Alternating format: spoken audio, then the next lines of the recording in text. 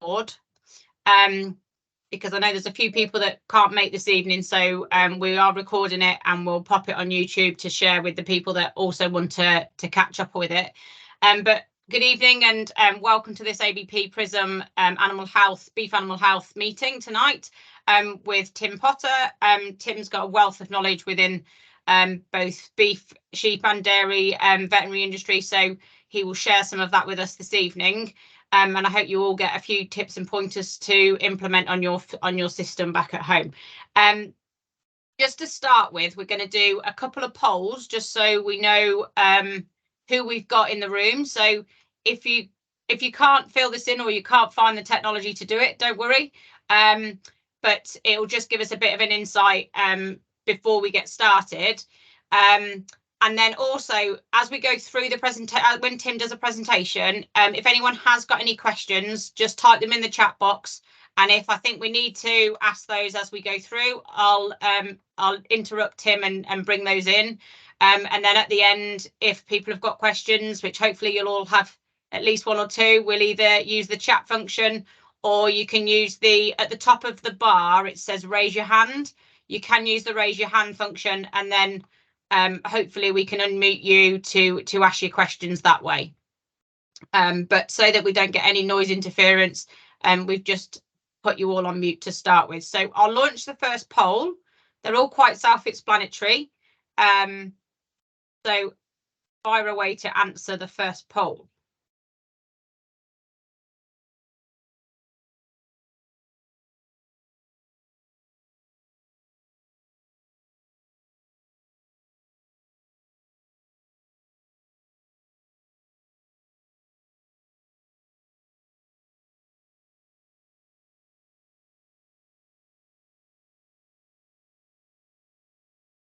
So we have at the moment we've got no people that are just sucklers, but we have got some finishers and sucklers, so that's good to know, and hopefully that's good as well, because that means what Tim's going to talk about covers everything to do with this. So the next one is I want you to rank these in order of importance on your farm. Mal, you've popped your hand up. If you can just pop what your query is in the chat, that would be fab.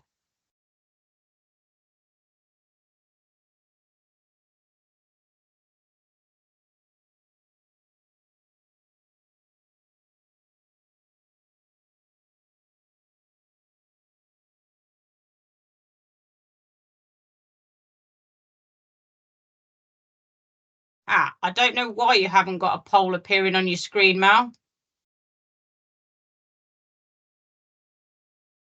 Can everybody else see the current poll? Can you nod your head? Don't know why that's not working. Anyway, I can talk you through what I was going to say, and then Tim will maybe talk through a bit of it within his presentation, I know. So this poll, I'll have to investigate why it hasn't worked, but we basically is rank these in order of importance on your farm. So cow efficiency, profit, breed type, calf performance and sustainability. So sorry that hasn't worked. I don't know why that hasn't worked. I haven't actually used a ranking one before, so maybe that's why, but apologies for the technology that says it's live and it obviously isn't actually working. Let's try this other one. So what challenges do you have on your farm? If you can, a couple of people have said it's worked for them, so that's strange that it's worked for some people and not others. It might be a technology issue, which I know is always a challenge. So let's try this other one, and if you can write just one word or a couple of words as to what the animal health challenges are on your farm, and then I will hand over to Tim.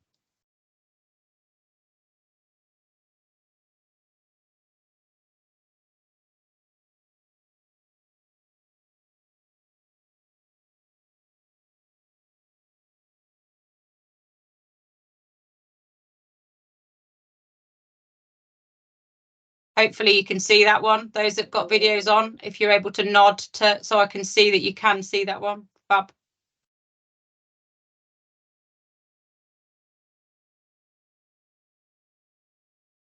So there's at least 3 people that can see it because there's 3 responses. 4 responses. Lungworm, pneumonia, IBR. The month, I guess you mean the months of the year. Tick-borne, Yonis, wormer resistance. Pneumonia is looking like it's coming out top here.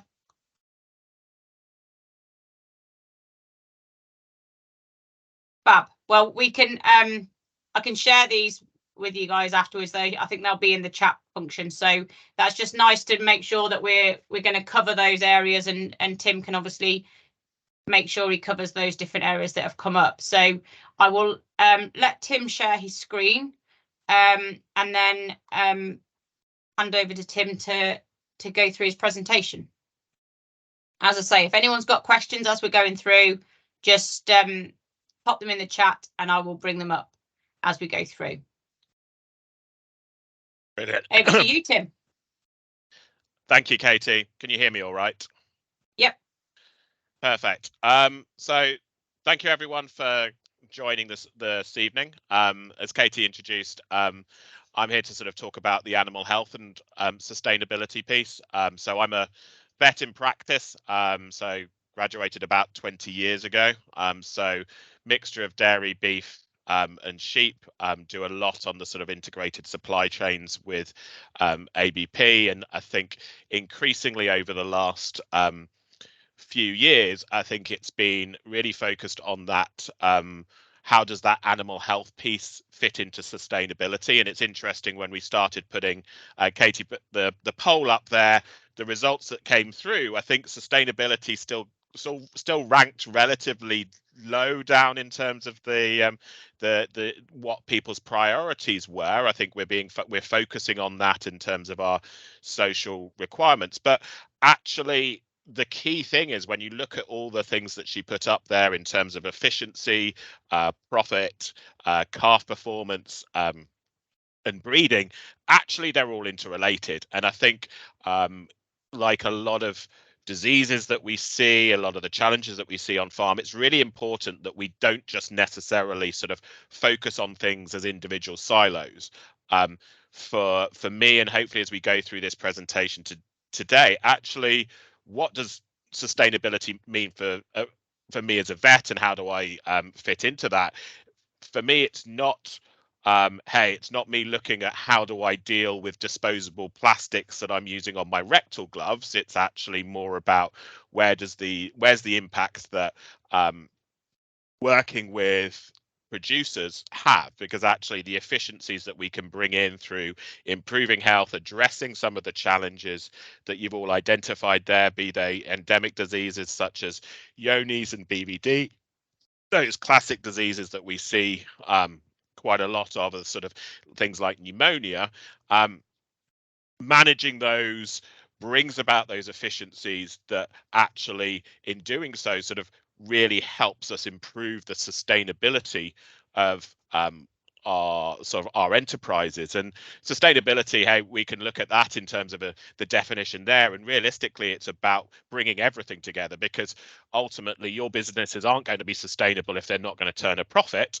but we also need to make sure that actually they are fit for purpose in terms of the impact that they have on the environment, that the animal welfare stays at a high standard, and that you're creating a product that's suitable for market.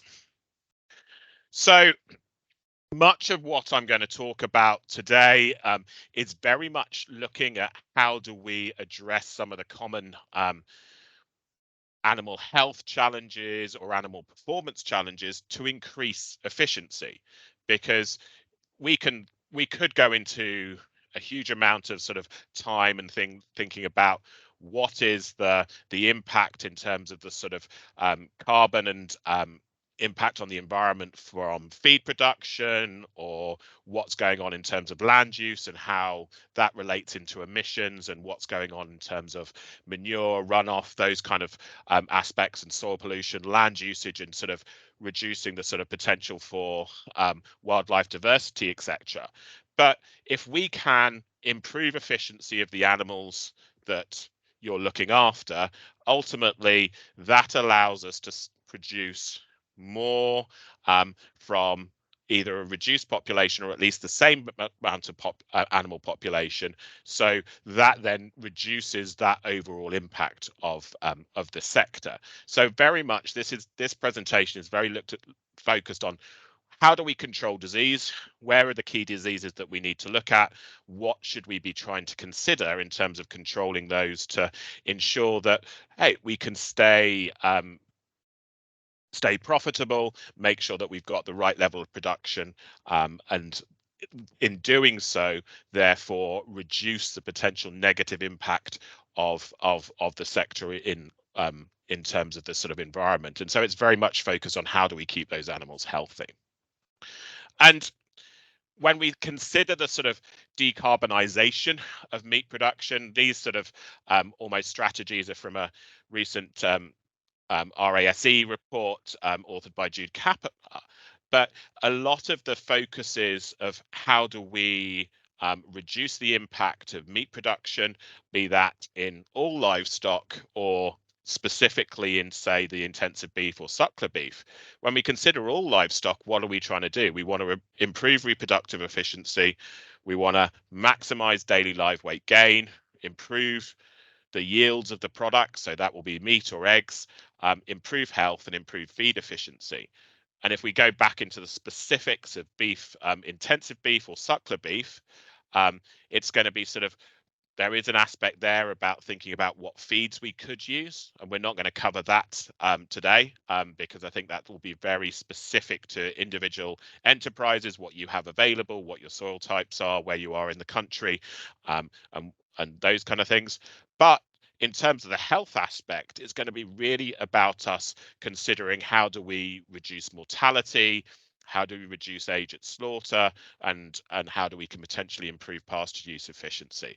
So we're really going to focus on that mortality, that age at slaughter, and also the reproductive efficiency, because it's great that we've got people on the call that are sort of producing calves, so the suckler guys in the room, they're very much a sort of, it's thinking about, right, our product, how do we improve the reproductive efficiency of the cows that we're dealing with to ensure that we are as efficient as possible. And there is a big focus on age at slaughter. This work is done from, this is a graph actually from a Canadian system, and what you can see, the red line on here is the sort of greenhouse gas intensity per kilogram of carcass weight. And there is a sweet spot. If we are, what we need to do is we need to grow that animal as efficiently as possible. So we need to get it up to slaughter weight. But if the shorter period that we can do that in, the better.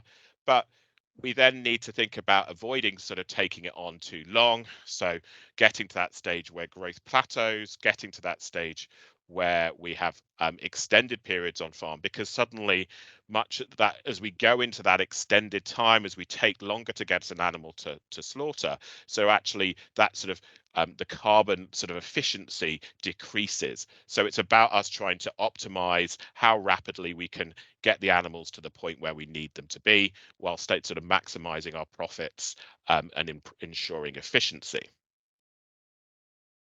And you're all here as part of a sort of data collection exercise, really, like you've been involved with the PRISM project. So there is already in the room a sort of, it's great to see people engage with that data and understanding your systems. And certainly from the animal health perspective, being able to have information to allow you to make evidence-based decisions on what you do, what you change, what you implement in there is really important.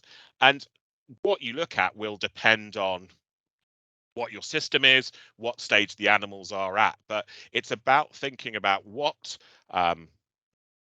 information is available to you, and also what information is actually you're going to give you sort of actionable insights. And I think that's the key thing. It's a sort of, it's great when we have a lot of data, but actually there always has to be that kind of question about it, about the so what. What am I going, what is having this data going to allow me to do. It's a sort of, and I'll do work with people where we look at growth rates, and it's great that we have weights throughout the a period of the animals being on farm. If you're not looking at those weights and then taking action off the back of them, be that altering feeding regimes, looking at the system to understand why poorer animals aren't performing, you start to question, why do we go through that process of collecting that data? So make sure that you're making use of the data.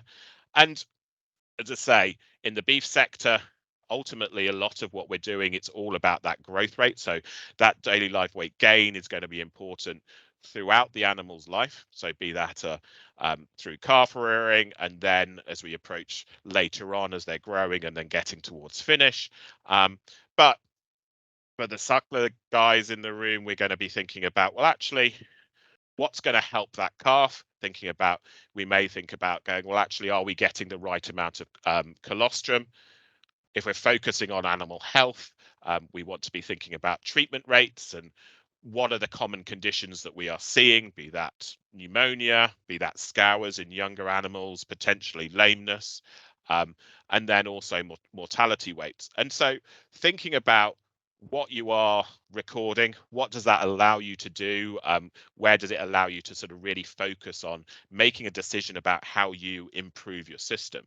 And it can be really simple. And say, I always encourage people that sort of, it's amazing the number of farms we go to. It's a sort of that you go, well, actually, they potentially lose an animal and they go, right, don't necessarily record the reason for it, but having a simple record of reasons for leaving or reasons for treatment and making sure that's easily accessible can really allow you to go, well, actually, yeah, pneumonia is my problem, or actually, my big reason for losses is scour. And I think having that available and regularly reviewing that is important. And you'll be doing this as part of your sort of health assurance programs, and you'll also be doing it probably as part of the sort of antimicrobial collations that we're now expected to do as part of Red Tractor. And those kind of exercises provide you a useful insight into your enterprise. Medicine use is a great one for us as vets when we're reviewing it, to sort of, it's not just about us coming with a here is a total, it's about going, well, actually, what is that treatment being used for? Because actually it gives us an easy insight into potential number of cases, be that of pneumonia, scours, lameness, something like that. But it's a sort of, it allows us to then also look at whether that treatment's being effective. And so we can then optimize the schemes. And I think, so don't just look at data as a pain and sort of an inconvenience. It's making sure that you can get something useful out of it. So I suppose as a starting point, and it's almost fits in as we go through the cycle of an animal, we'll look a little bit at reproductive efficiency. And in comparison to other meat sectors, ultimately cattle have that long reproductive cycle. We are looking at realistically averaging less than one calf per cow per year. That is, I suppose, a target. We want one calf per cow per year, but by the time you sort of build in that sort of first 2 years of life, we're never going to quite get up to a stage where we're going to get more above that figure. But if we compare that to, say, chickens, where we're in a situation where we can get up to sort of 300 eggs per hen per year, or pigs, where I think the current figure out of the sort of pig sector is probably about 26 piglets per sow per year. We are at a disadvantage as producers and as an industry. We don't have the ability to rapidly bring huge amounts of genetic progress through, because actually it takes time. If we've got that sort of cycle going through very rapidly like we do in the chicken sector, you can imagine that it's very easy for us to rapidly introduce new genetics and actually start seeing the effect of those. And even within the pig sector, because we've got that sort of multiple litters per year, actually that sort of, we have that ability to bring in that genetic progress much quicker. And so we are, unfortunately, have that slightly slower rate of efficiency gain in terms of sort of genetic selection. We also have to think about, because we are loaded as we are in terms of that sort of less than one calf per year, that the impact when we start thinking about sustainability and about the sort of what's going on, that actually we are very reliant and sort of almost on that single cow. And that then isn't, because that single cow only produces a single calf, actually the sort of the amount of feed energy required for her isn't diluted as much across multiple other animals. So it is much more focused on that. So we have to bear in mind that we are inherently, there's only certain things that we can control. And I think I'm always a big fan of controlling the controllable. But genetic progress is going to be limited in comparison to other species. There's only so far that we can dilute the sort of the carbon footprint and the impact of the adult cow on the process. So we then need to think about and really focus on how do we make sure that we drive reproductive efficiency elsewhere. And it's theorized that probably about increasing that sort of reproductive rate of the cow, so making ensuring that we are hitting closer to that the targets of sort of ultimately calving down at 2 years and ensuring that we hit the 365 calving interval will ultimately bring down that sort of total energy and feed usage by about 12%. So we can bring about quite dramatic changes. So I think at that point, it would just be really interesting just to quickly, Katie, if we're able to do a quick straw poll, whether or not it'd be as, for those people with sucklers in the room, what's your target age at first calving? And I think it would be really interesting just to know. Are you able to run that for us, Katie?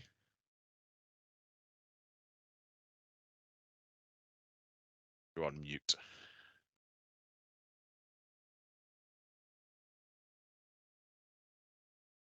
Oh.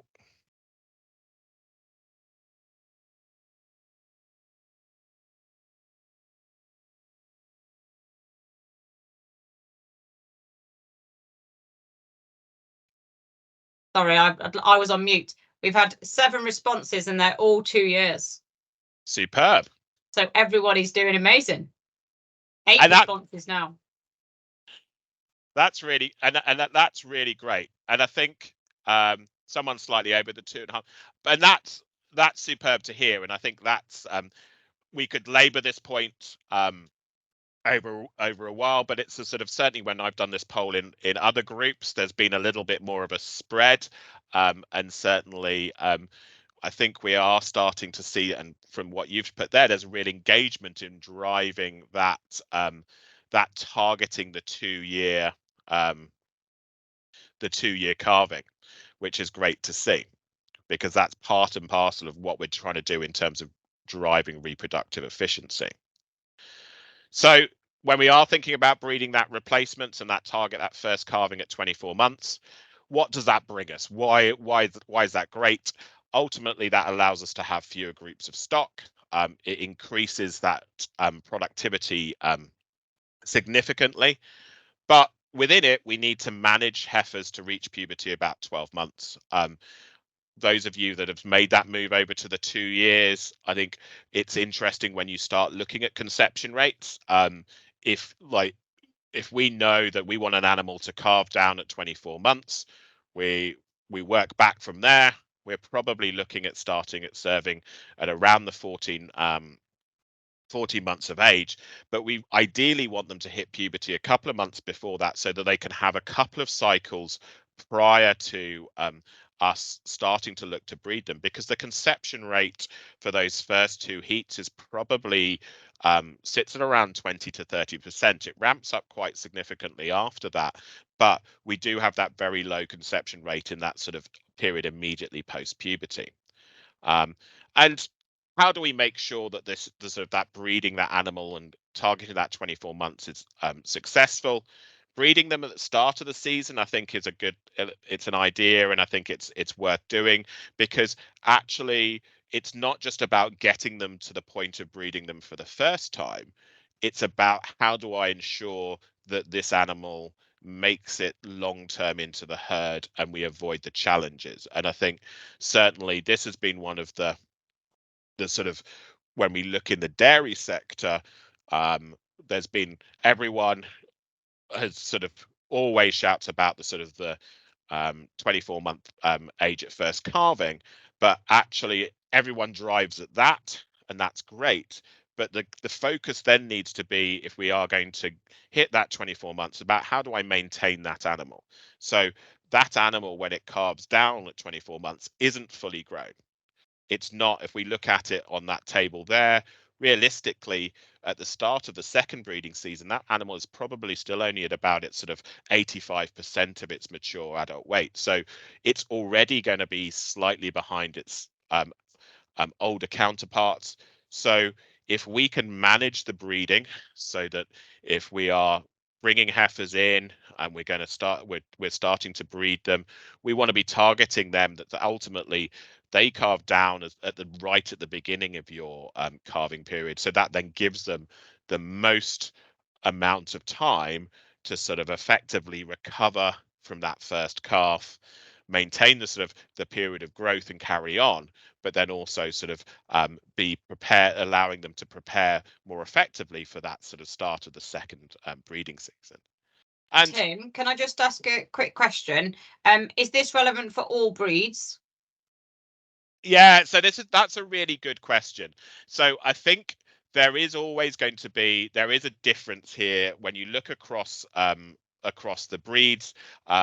The sort of more traditional breeds do tend to sort of mature that little bit earlier and stuff. And I think there is, when you start looking at some of the continentals, there have been some challenges around this. But I think that the ultimate aim you should be able to get to this point of targeting the calving at 24 months. I think your targets for your weights and things will be different, but I think across the board, it's worth. There is this element that managed well, we should be able to achieve it. Okay, and there's another question come in. What are your views on pelvic measuring? Yeah, so that's a really good good point to bring.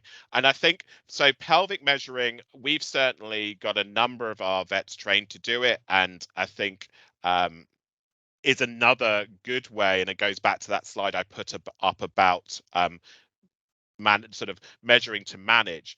That gives us an idea of what we're trying to, that sort of that suitability at that stage, to that animal is going to be fit for fit for breeding and fit to take the calf that we're going to put into it. So what does it allow us to do? It's sort of, I suppose there's an element there where depends on what you're using that information for. The problem with it is we're potentially doing it that little bit later. So it's probably, you want to combine it with early growth rates and sort of have an idea of where that animal is, because it's a bit like almost like slaughter weight, isn't it? It's the sort of, it's a slightly, by the time we're looking at some of that, those animals are getting much closer to the breeding season, and so if we're then not at the right size at that stage, then we are potentially sort of waiting around to grow it. But it allows you, as just to transition over to these sort of programs and drive forward, it helps you to avoid some pitfalls. Did that answer the questions, Katie? Yep, no, I think that's great. Thank you. So what else can we do to think about maximizing fertility? I suppose EBVs are going to be there. So we've just talked about thinking about you can look at sort of thinking about age at first calving and sort of selecting for that. So think about those sort of heifers that are going to be much more reproductively active and able to conceive at that earlier age. For the bulls, yeah, scrotal circumference does have an impact on that, and they're more likely to reach sort of fertility and sort of be hit that puberty earlier. Calving interval, days to calving, I suppose picking values where we've got shorter interval between success in calvings is always going to be important, and then that's going to be of value as well, because actually that provides that extra bit of time for animals to recover between that. Ultimately, if the animal is sort of goes in with gestation length, it's thinking about calves born sooner mean the cows has more time to prepare for another pregnancy. And when we're talking about this whole sustainability piece, that sort of looking at longevity in there is going to be really important in terms of how do we sort of consider cows that have a long productive herd life to sort of build us in that we can then maximize production from those animals. And how do we do some of that? Some of that's going to be around the management of those animals, and we're not going to labor a lot of it, but it's thinking about what you're doing in terms of nutritional management for ensuring those animals are at the correct body condition score and when they go through the different stages. And I think that sort of, as the group here has already really embraced the idea of calving earlier, but I think one of the challenges often is that those younger animals, as we go into that sort of calving down at 2 years, they are very much still in that growth stage, and so they have the tendency to, if we don't manage them correctly in terms of their nutrition, are much more likely to have problems later on. So that's our reproductive sort of efficiency, and so where we can bring in some savings and some improvements. I suppose a lot of the other challenges we have around the animal health is going to be about disease challenges, and how do we reduce or manage those. And I suppose if we look at how do we, at base principles, how do I aim to reduce disease on farm? There's going to be a piece there where I've got two options. It's a bit like the sort of the seesaw effect. It's just like, on one side, I want to increase the animal's disease resistance. So I want that to increase that animal's ability to fight off disease, so that actually if it's faced with bacteria, with viruses, it's less likely to succumb to it. And so that's the top line. How do I drive that line upwards so that animal is in the sort of the peak of its sort of immunity, better able to fight off disease? So that starts right at the beginning with colostrum, and we making sure that we've got the cow producing sufficient good quality colostrum to get that calf off to the right start, and then also that the calf gets that colostrum. We then need to reduce stress, allowing that calf to grow, to allow that calf to sort of develop its immune system without us introducing sort of stress factors that will have a negative impact on that. That development of the immune system and maintenance of the immune system is going to be really driven by ensuring we've got proper nutrition. So there is this sort of overarching sort of crossover between nutrition and animal health and performance. And if we've got the animals not properly fed and they're sort of in a state of negative energy, that's going to have really reduced that kind of their ability to mount events against disease. And we can then take steps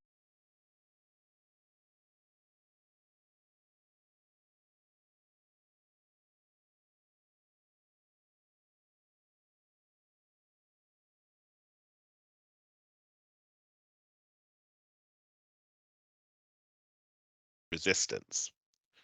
On the other side, what I really want to do is go, right, I want to get that animal performing to the best of possible. I want to reduce the challenge. So we want to think about, how do I control that challenge? So that will be things like ensuring we've got the environment right. So proper ventilation.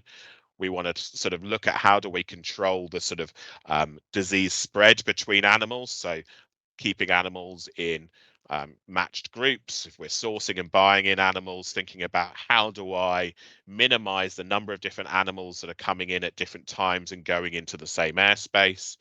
And if we are, when we're housing them, thinking about what we're doing in terms of space allowance, what we got in terms of ventilation there to ensure that we are minimizing disease transmission, because there will many of the diseases that we're talking about, especially when we look at things like scours, we look at things like pneumonia, a lot of the pathogens that we're dealing with there, so the bacteria that cause the disease, are naturally found in those animals anyway. So if you were to stick a swab up the nose of an apparently healthy cow, we would find a lot of the bacteria that would cause pneumonia. And the reason that we get pneumonia cases in a number of situations is the fact that the animal has succumbed because of negative impacts on its immunity, or we've put in place some situation where we are giving those bugs the advantage they require to get on and sort of populate and cause disease.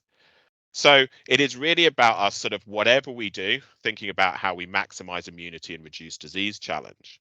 And as I said before, there is this a very sort of complex sort of interaction between the animal.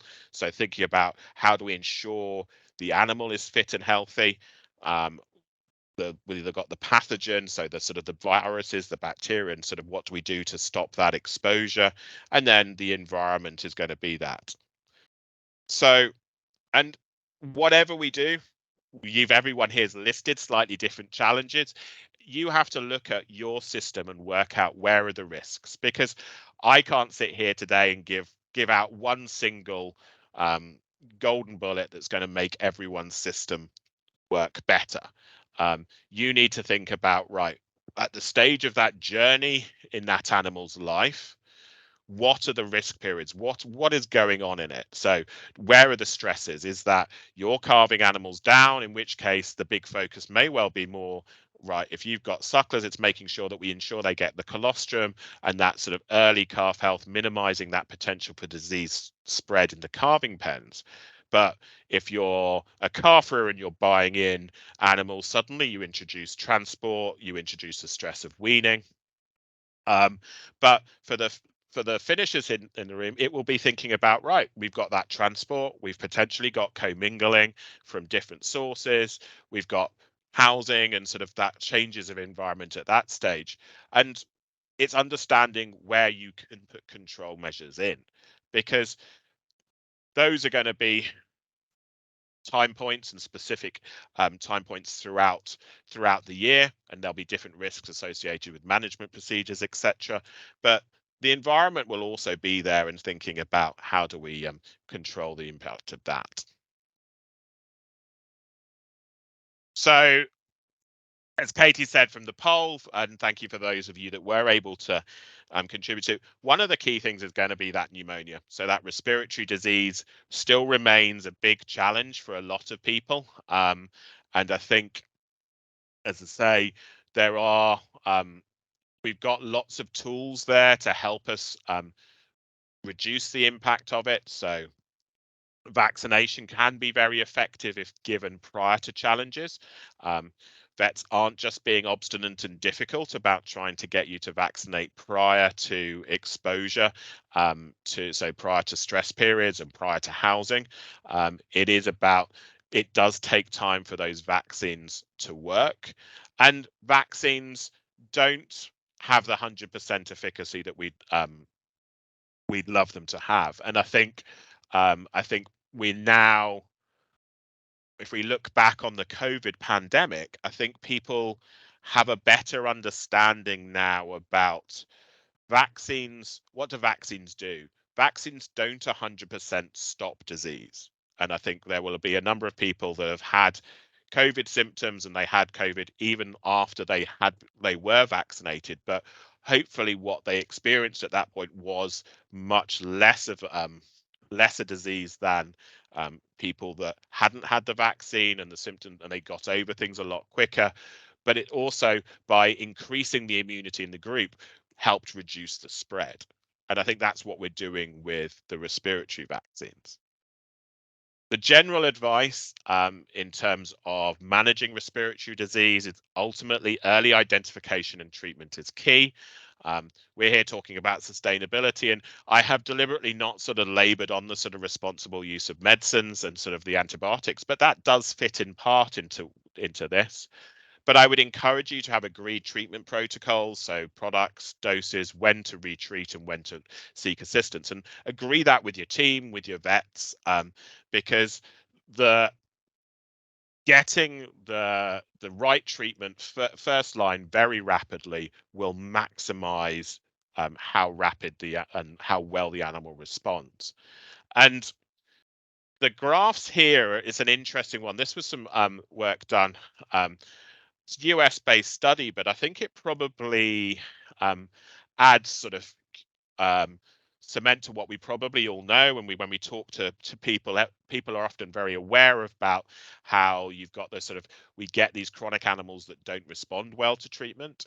So the first graph in the middle, where we've got sort of 81.7% of animals responding to treatment. This is right. Okay, first line treatments for pneumonia are generally very effective. So you'll all have a product that you go to. Hopefully you're using an anti-inflammatory as well alongside the antibiotic, because a lot of the damage that gets done in the lungs is because of the inflammation. So it's an important part of the treatment protocol. But in most cases, we will get a good response to treatment. So around the 82%. At the bottom of that graph, in the sort of dark blue, we've got about 15% of animals that will potentially need retreatment. We've got a proportion at the top that we've probably lost, so the deaths and stuff. So there will be animals that just die and do not respond well to treatment. But in a number of cases, we'll probably go on to retreat about 15%. When we start getting to that retreatment, you can instantly see, though, that actually the number of animals that respond to that treatment drops down. So we've gone from 82% down to about 63%. We've then got more animals lost at that stage. So if we're having to retreat animals, or then we've got more animals turning chronic and sort of just not performing and not responding. So early intervention is going to maximize that response to that first treatment. And if we take it to the next step, where we've got sort of we take that sort of 12% that we then go on to retreat, our response to treatment at that stage and whether that's successful will only be about successful in about 40%. So we're very much, as the more times we go down that line of having to retreat animals, our success rate is going to go down and down. And those animals, we all know them, will be the ones that become a real risk on farm in terms of disease transmissions. They're the ones that we can all identify as being the ones that struggle to make it to weight and keep up with the rest of the group. Tim, yes, do you think it's useful clipping backs at housing? Yeah, so what does I so from my point of view, I see a lot of people finding a real benefit to that. And I think what are we're doing with that? We are trying to reduce that sort of buildup of humidity and moisture on the back of those animals. We are trying to facilitate heat dissipation within the shed. So a lot of people see a benefit to that.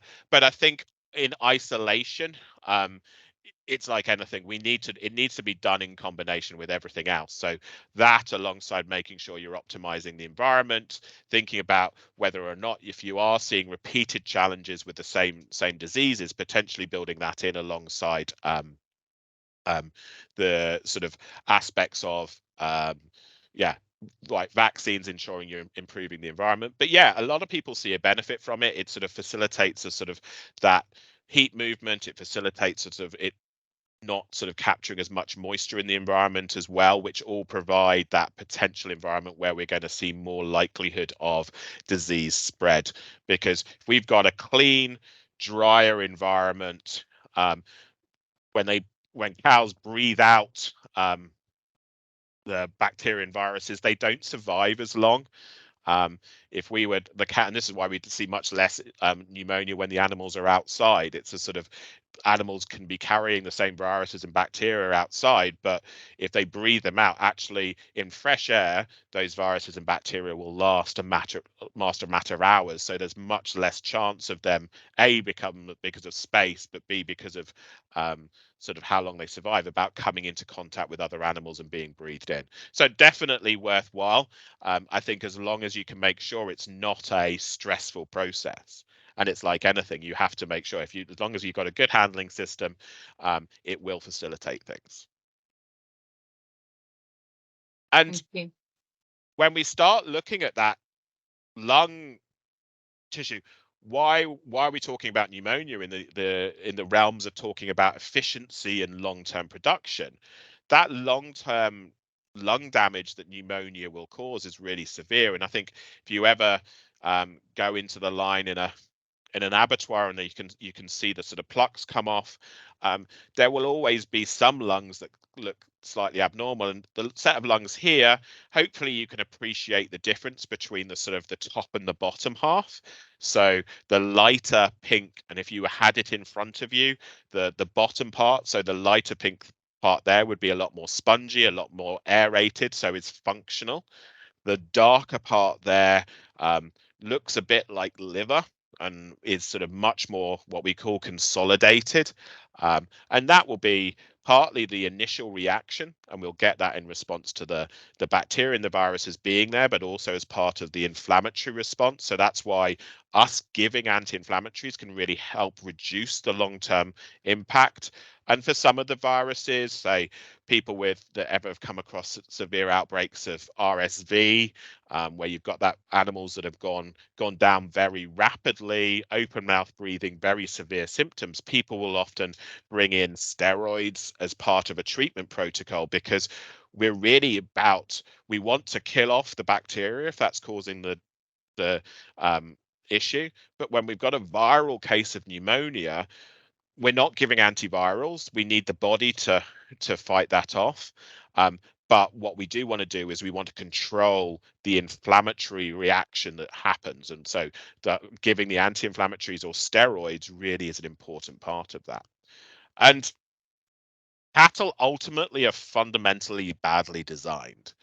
And anyone in the room that has got the sort of the big double muscled breeds, and if we looked at anyone that would sort of got blues and continentals, where actually they're even worse, that actually cows, if I took a cow, put it next to a horse of similar size, that cow has a much smaller set of lungs than that horse does. And say Belgian blues have a comparatively smaller lung capacity than other cattle.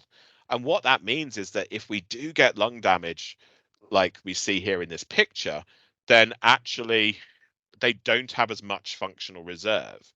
So we don't have the ability to carry on and sort of perform, because we just have lost so much of a large proportion of our lung tissue. And that leaves them more susceptible to disease later. And you can score it. I've got some farms we work with where actually they will work with their local abattoirs and sort of get feedback on lung consolidation and sort of looking for evidence of that. So scoring the lungs and sort of how much of the number of lobes and how severe the lung consolidation and lung damage is. And if we look at it, what's the impact on performance?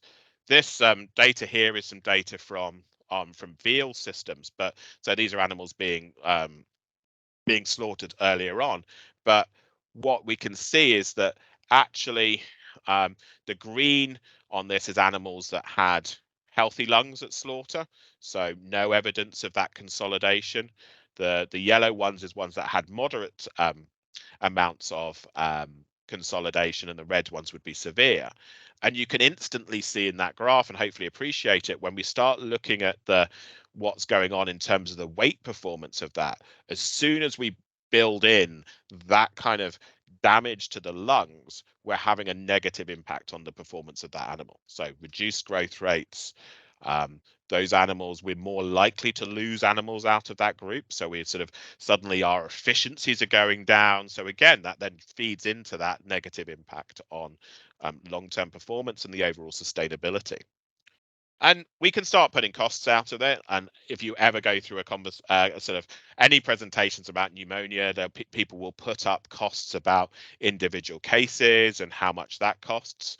And for a beef animal, hey, figures talking anywhere between about 40 to 80 pounds per case. But I think that it's really important that we consider that lifetime cost, and especially when we're looking at the sort of in the realms of the sustainability piece, it probably is a more valid way of looking at it because we're interested in that overall efficiency and long-term performance. And that lifetime cost of BRD, we're getting to the stage where those sort of for those beef sucklers, we're looking at sort of anywhere between 150 to sort of 250 pounds, and sort of your severe cases for the dairy bred beef, it's sort of even higher.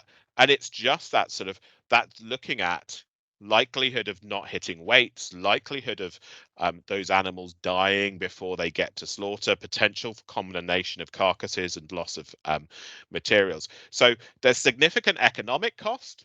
So for those of you that ranked your economics at the top and profitability, controlling pneumonia is going to be a key thing there.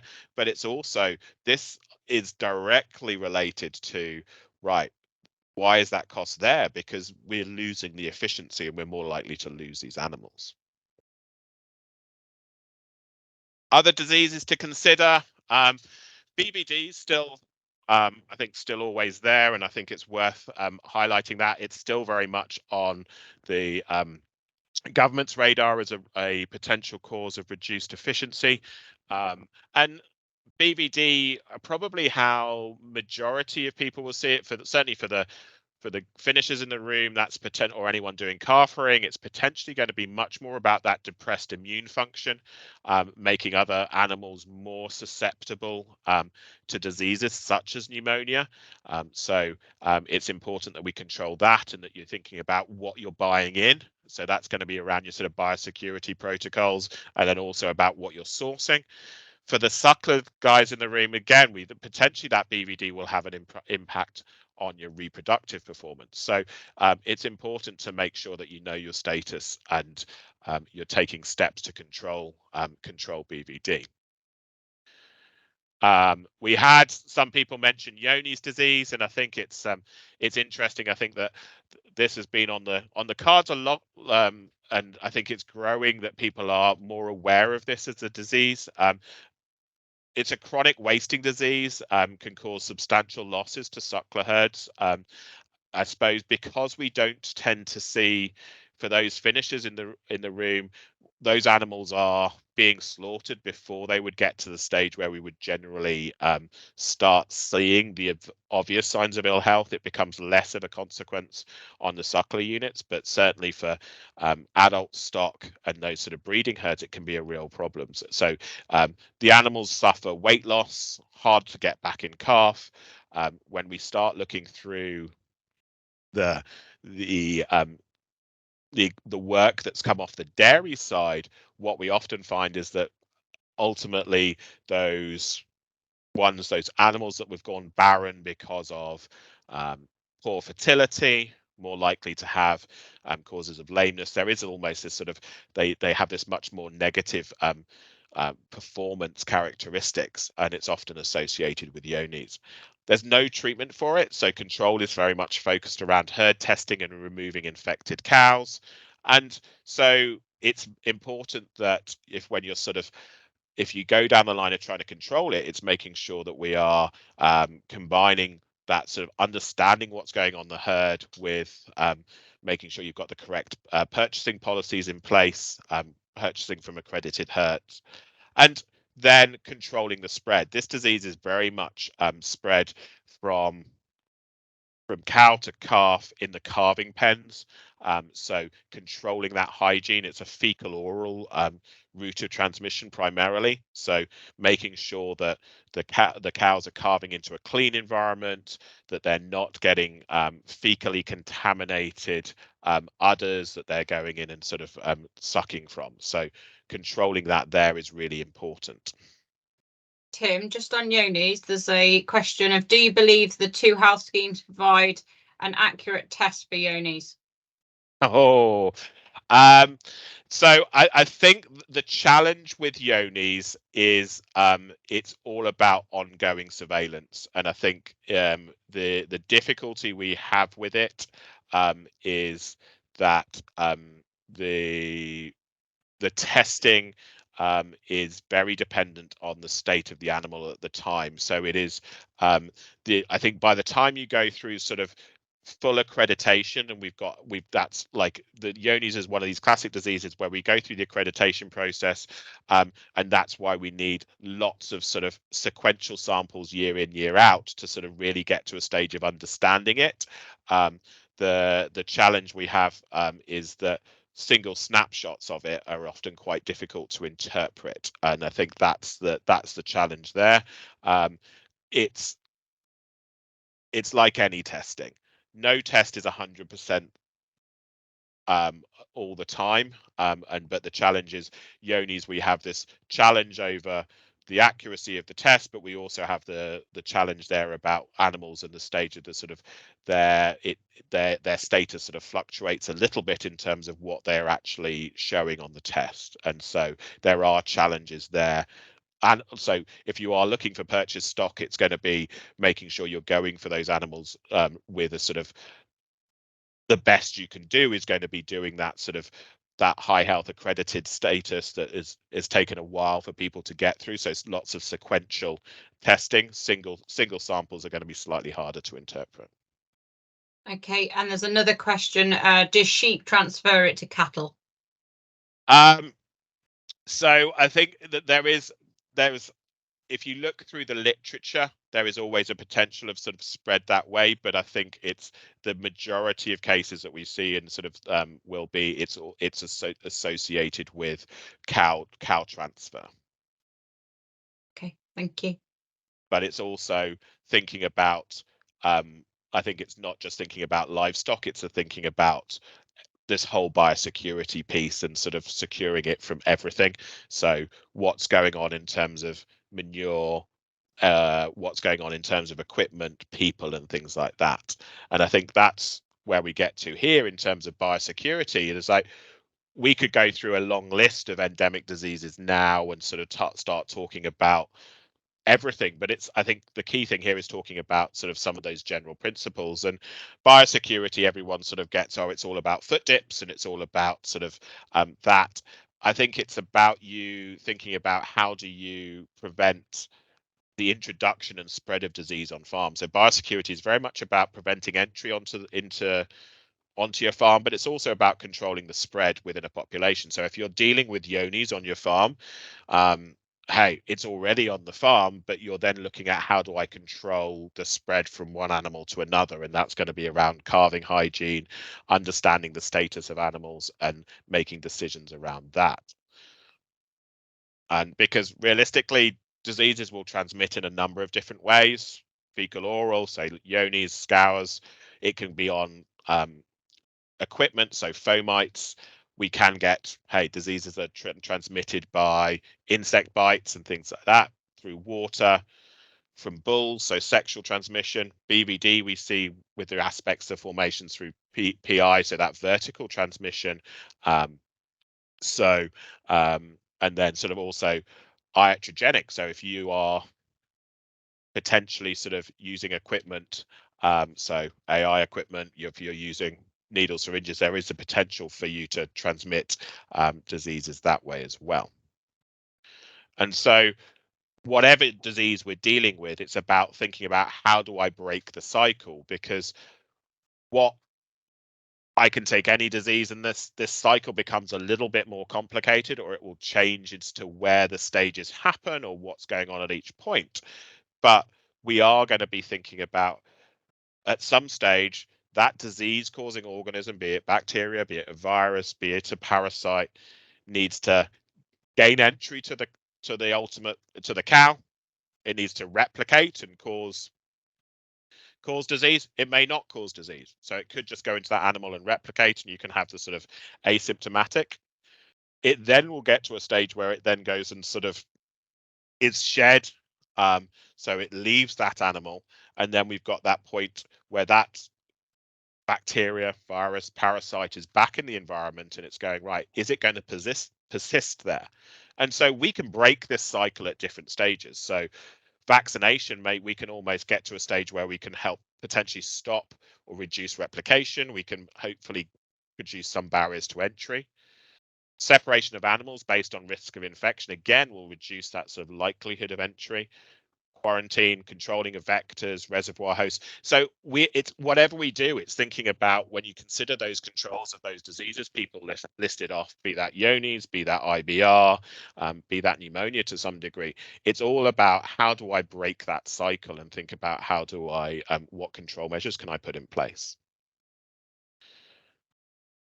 It's interesting, people were talking about parasite control, and I think certainly in terms of performance, I think parasites will have a negative impact on growth rates and the efficiency of animals.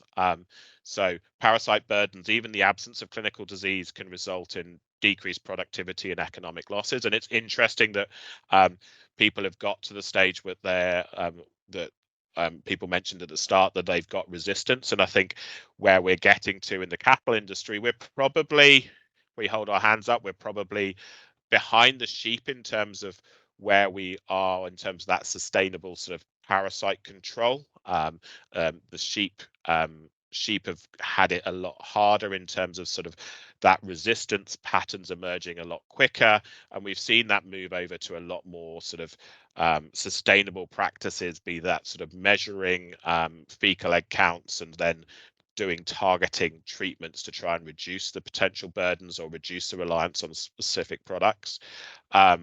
And so controlling of parasites is going to be important. So lungworm at the top, and I think we've certainly seen a movement away, more adoption of the vaccine when it's available to sort of help control that rather than reliant on sort of the use of traditional anthelmintics to sort of control that. And we've certainly seen an uptick in the amount of people sort of testing animals to look at when they should be treating animals. And so rather than just taking a blanket approach, I think certainly if I look back on how things have changed over the last 20 years I've been in practice, I think there was a tendency right at when I first qualified, a lot of people using pulse release boluses, single doses for a lot stage, and sort of we've seen a movement away from that to much more targeted treatments.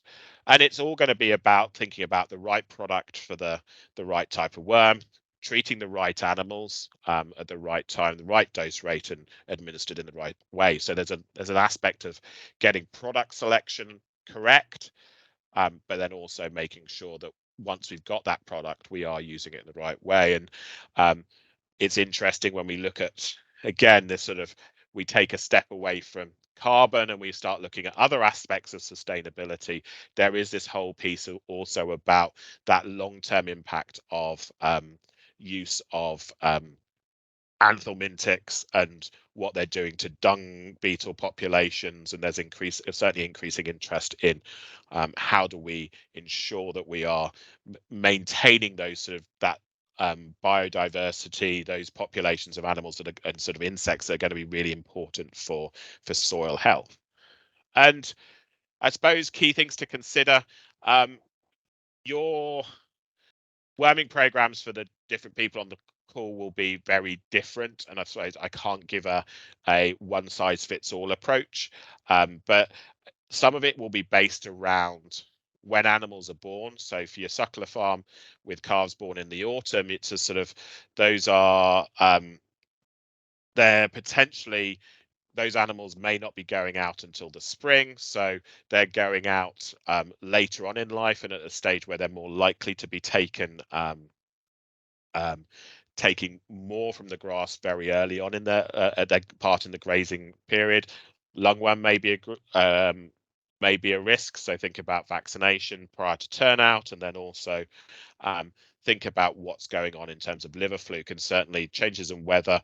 We have seen sort of liver fluke isn't just in the sort of the traditional areas. We have seen that move around the country and sort of extend its reach a bit, and make use of kill sheets. I think that's certainly something that a lot of people get a useful feedback on, is turning around and going, right, what are we seeing in terms of condemnations at slaughter, and as an indication there.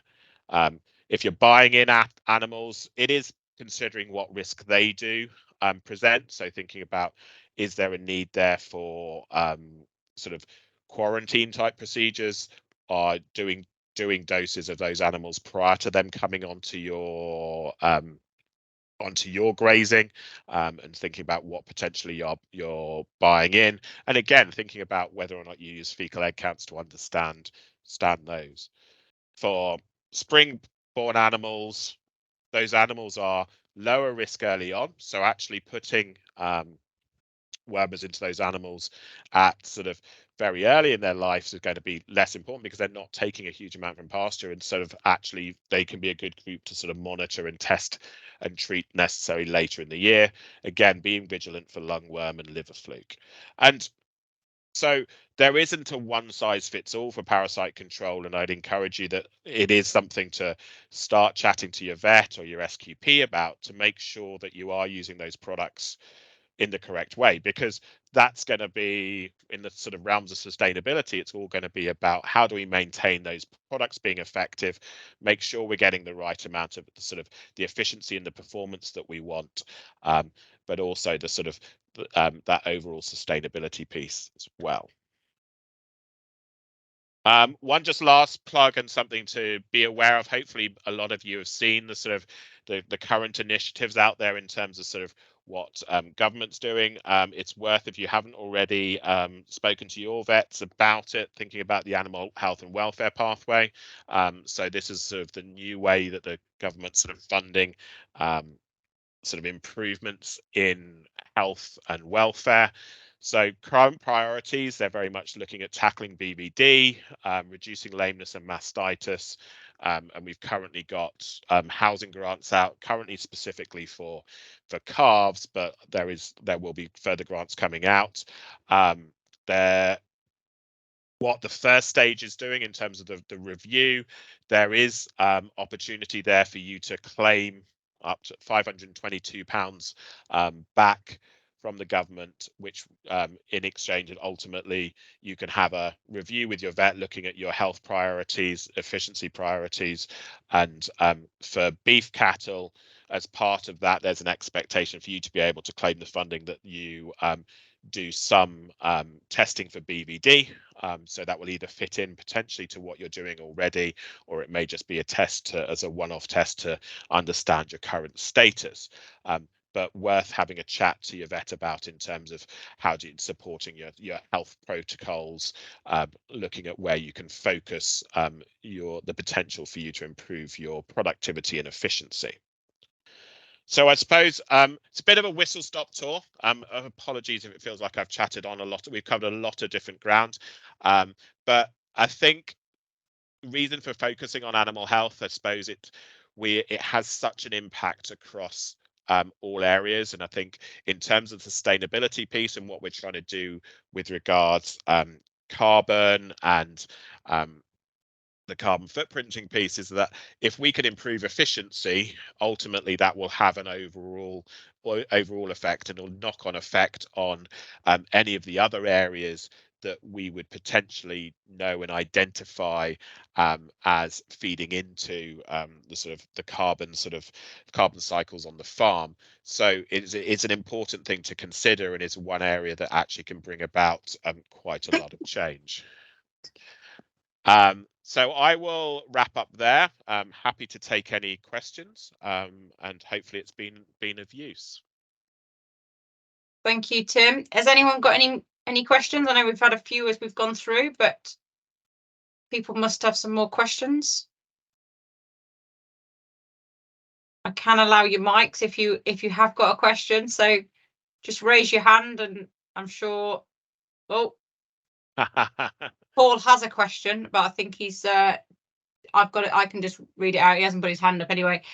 What wormers are least harmful to the dung beetles? Yeah. So there's going to be a risk for all of them associated with the dung beetles. I think it's about balancing.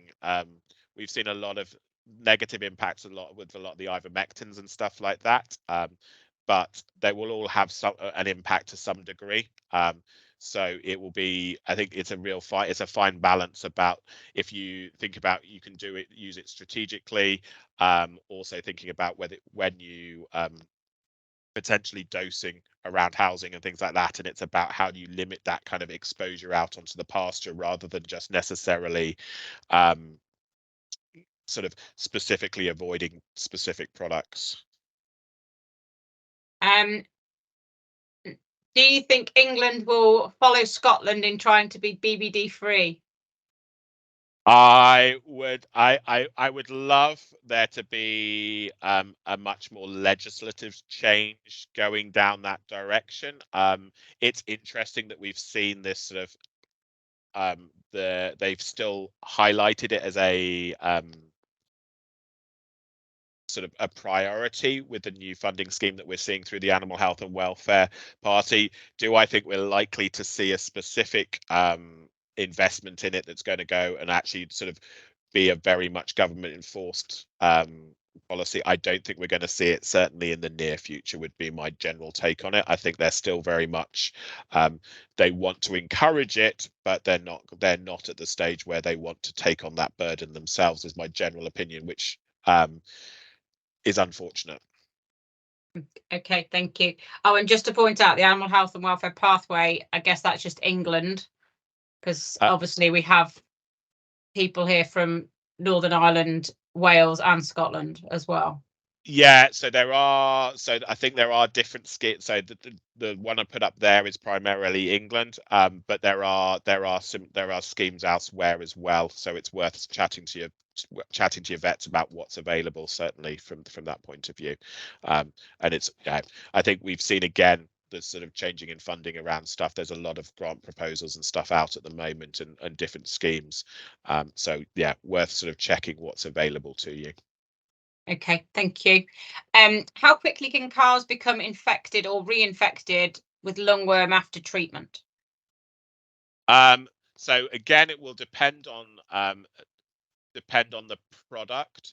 So you've got the life cycle going through. So lungworm's an interesting one because part of what you're trying to do is you're trying to get an element of immunity there as well. So actually what we're doing when you vaccinate a calf for lungworm is that we are actually, for any of you that have done it will have come across it, it's a difficult vaccine to give. It's a bit of a pain because actually what it comes in is it's as a glass vial that you pour down the throats, and you are giving them an infected dose of irradiated larvae. So you're giving them actual sort of lungworm larvae, but actually they've been exposed to radiation, so that effectively they're sterile and they therefore can't reproduce, and we're giving them a controlled dose. So majority of products in terms of your wormers, you're not sort of, they will start picking stuff up, and a lot of the time when we're starting to think about that control mechanism is that actually ideally what you're doing is trying to think about your pasture management alongside your worming regime to go, okay, well actually if I am worming, it's then going, right, can I then move them onto a cleaner pasture and try and reduce that challenge? And if we're going down the line of trying to, if we're trying to control lungworm repeatedly through dosing and things like that, and you're concerned with that, I would be seriously looking at what you can do in terms of vaccination as a potential opportunity to control that, rather than sequential just dosing to minimize infection. Okay, thank you. Can you vaccinate spring-born calves that go out to grass with mothers at calving for lungworm? Or I guess should you be as well?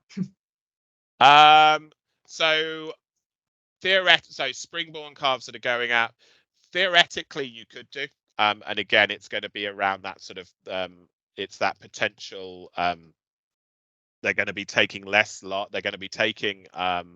less less larvae in off the pasture, and those younger animals. The adult cows should ultimately develop some immunity, and so from that point of view, and again will probably depend on what your challenge is. So I would be speaking to you about, like, if you are diagnosing lungworm and you're seeing challenges with those spring-born calves early on, that you should be able to introduce a program at that stage. That we're only able to get the vaccine at certain times of year anyway, so actually it's not a product that we can wait till longer on into longer in later in the year to get. So we generally have it early stages. So there's a limited period when it's available to us, because they tie in the production to the general time. But theoretically, we certainly, if you were looking at turning calves out, so on the dairy systems where we're turning heifer replacements out, we're getting a couple of doses in prior to those young calves going out onto grass, sort of, hey, when they're weaned about 3 to 4 months of age. So there's no reason why you couldn't, but it's about understanding what the specific challenges on your farm and what your burdens are. Okay, thank you. Has anyone else got any other questions? If you have, type them in quickly. But no, thank you. I will obviously ask them if someone does type a question now, but thank you very much, Tim, for sharing your knowledge. I hope everybody's got a couple of nuggets to go back and look at or think about on their system, whether it be finishers, sucklers, whatever. So hopefully you've found something useful out of tonight and something that you can implement on your farm. Obviously, every farm is different.